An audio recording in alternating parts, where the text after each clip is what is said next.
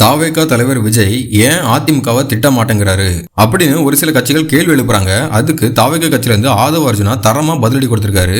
அவர் என்ன சொல்லிருக்காருன்னா, ஒட்டுமொத்த அதிமுகவும் தாவேகாக்கு வந்து ரொம்ப நாள் ஆச்சு. இப்போ அந்த அதிமுக இருக்கிறது 10 பேர் தான். அவங்களும் டெல்லி போயிட்டாங்க. உண்மையான அதிமுக தாவேகா கூட தான் இருக்கு.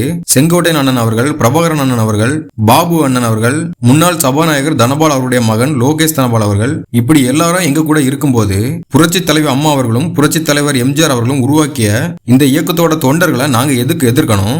இன்னொரு பக்கம் தலைவர் விஜய் பாஜகவை எதிர்க்கவே மாட்டேங்கிறாரு, அவர் பேரை சொல்லவே பயப்படுறாரு அப்படின்னு கம்யூனிஸ்ட் தோழர் சண்முக அண்ணன் அவர்களும் திரும்ப அண்ணன் அவர்களும் சொல்றாங்க. இதுக்கு ஆதவ அர்ஜுனா அவர்கள் என்ன பேசிருக்காருன்னா, நான் கூட்டணி கட்சிகளை பார்த்து ஒரே ஒரு கேள்வி கேட்கிறேன், தைரியம் இருந்தா பதில் சொல்லுங்க. தலைவர் விஜயோட ஜனநாயகன் படம் ரிலீஸ் ஆகல. அந்த படத்தோட சிபிஎஃப்சி சர்டிபிகேட் பெர்மிஷன் மத்திய அரசு கிட்ட இருக்கு. அந்த சமயத்துல தலைவர் விஜய் சொன்னாரு, எந்த அழுத்தத்திற்கும் இந்த விஜய் பணிய மாட்டான் அப்படின்னு.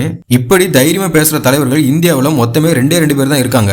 ஒன்னு ராகுல் காந்தி அவர்கள், இன்னொன்னு நம்ம தலைவர் விஜய். இந்த ஒரு ஸ்பீச்லயே ஆதவ அர்ஜுனா அவர்கள் ஒட்டுமொத்த எதிர்கட்சிகளையும் ஆஃப் பண்ணிட்டாரு.